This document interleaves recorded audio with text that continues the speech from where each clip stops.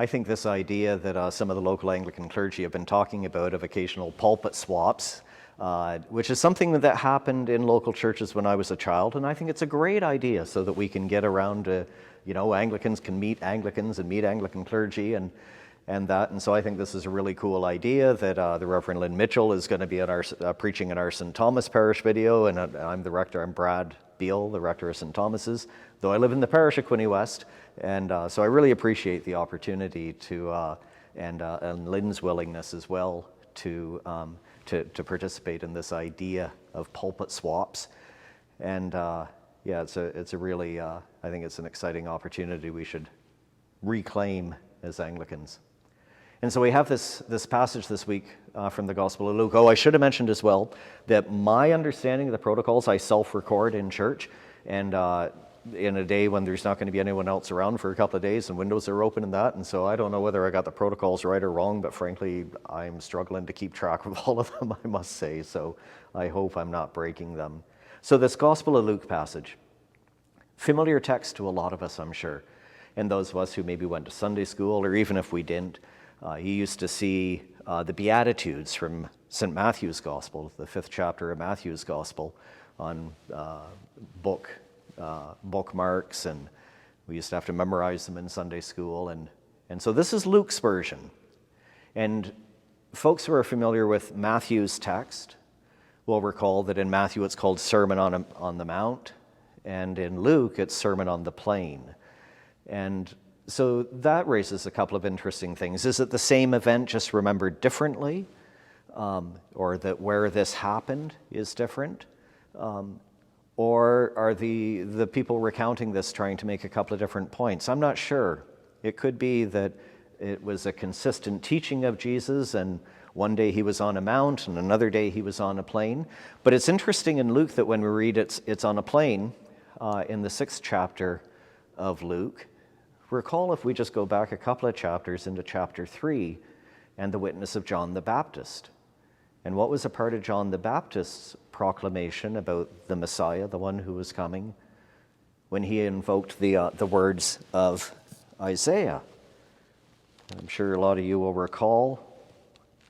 It is written in the book of the prophet Isaiah, this is John the Baptist in chapter 3 of Luke. The voice of one crying out in the wilderness, prepare the way of the Lord, make his paths straight. Every valley shall be filled, every mountain and hill shall be made low, the crooked shall be made straight, the rough ways made smooth.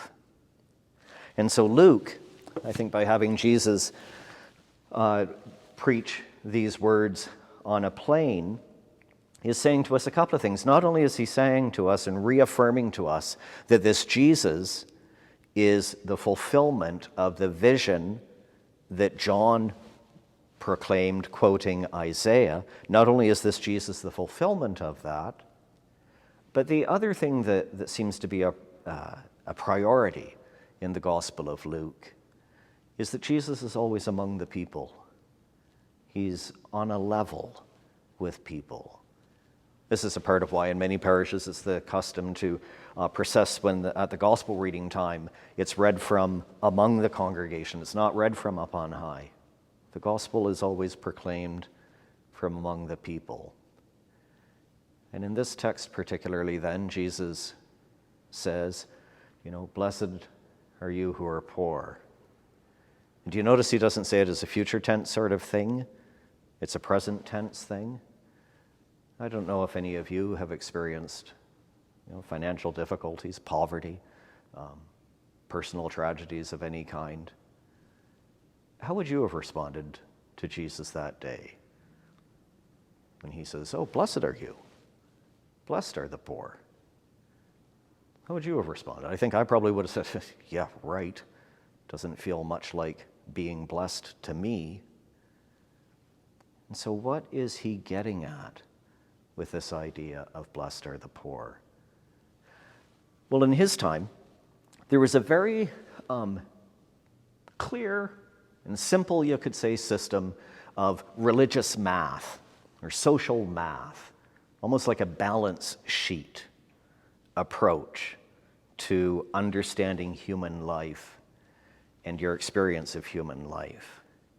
And the way that math works is like this, that if things are going spectacularly well for you, and you're one of the mucky mucks, and you're rich and living in the lap of luxury and all that sort of thing, that is clear proof that you must be a very good person because God is obviously smiling upon you.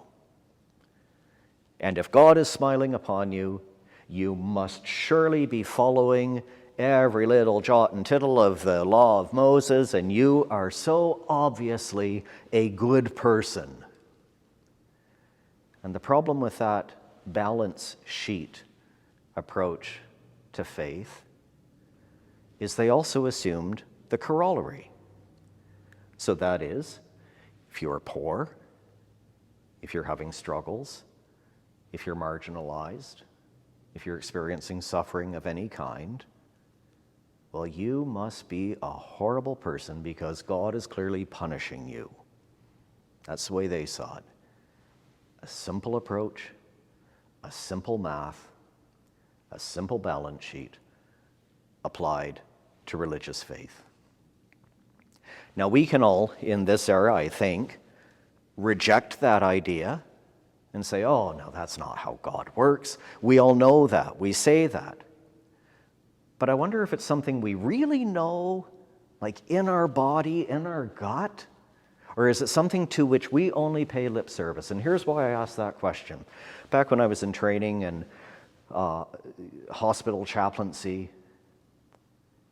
often, I remember one situation particularly, and this still happens in parish ministry for that matter, when bad things happen, bad health diagnosis, car accidents, tragedy, how often people will say, what did I do wrong? I remember when I say one particular situation, this poor young father, I've had a couple of these situations, wife and 2 young kids were killed in a car accident.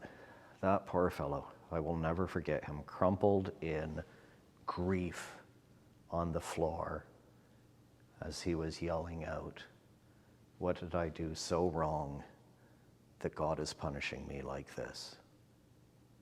So we pay lip service to saying, oh, we know God doesn't work that way.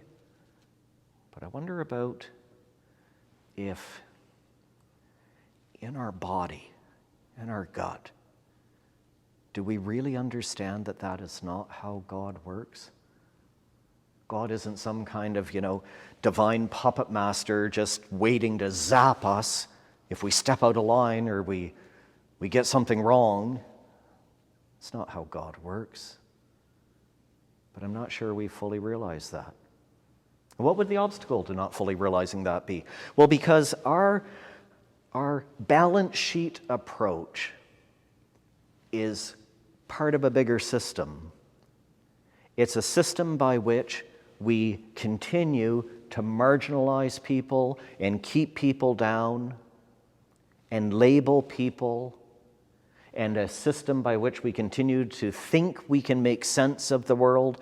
And we say, well, here are the good people and here are the bad people. Here are the worthy and here are the unworthy. Here are those who are of value and worth, and here are those who are not. We use that system to divide the world up. And what Jesus is saying to us, and saying, no, blessed are you who are poor. He's reminding us that that whole system, that whole approach of how we divide the world up, that is a system that is about human power and human division. It is a humanly derived system, and God doesn't see it that way. Later in this text, this chapter, he's going to remind us, he says to us in Luke chapter 6 as well, he says, God makes the rain to fall on the just and the unjust. He's saying to us, God doesn't doesn't approach that life, us, people, in a balance system, a balance sheet kind of way.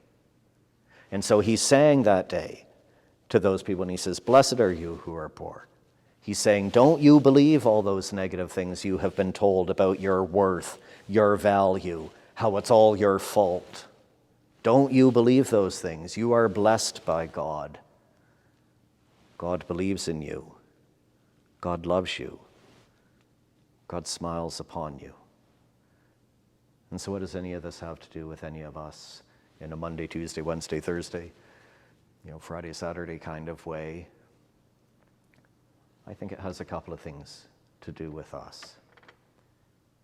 Maybe some of us need to hear that message of affirmation and encouragement. Maybe some of us are in that place of feeling that, the whole world is set against us and it's all our fault. And it just proves what horrible people we are. Maybe some of us need to have those assumptions challenged in our own lives. But also knowing that these are still prevalent ideas in the world and in the lives of people around us. Maybe we need to take this message more powerfully out into the world, to those who hold the power, to our political leadership, our community leadership, and saying, what can we do to help issues of homelessness, mental health and addictions?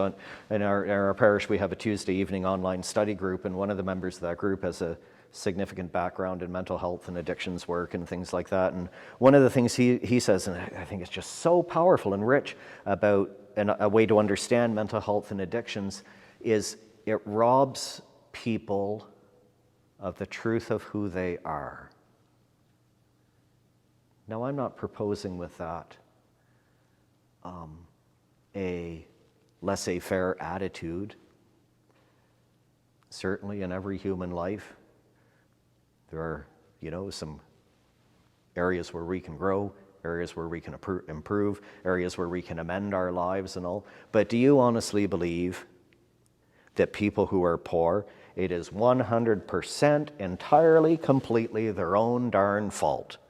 And if they would just, pull up their socks some and get on with it, well, it would all be... Is that what we really believe? I don't think that's the way God sees it.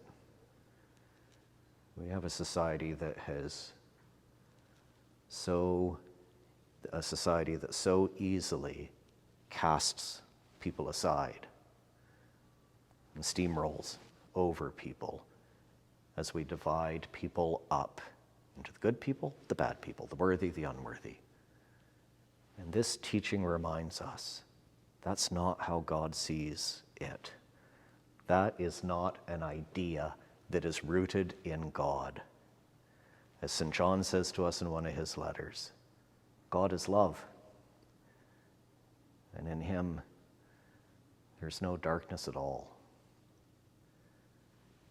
If we experience that there's some bit of that darkness in our lives, or a bit of that darkness in our attitudes, our assumptions, our bigotries and prejudices toward people who are struggling, people who are marginalized, then maybe where the amendment of life is needed is in us, not in them.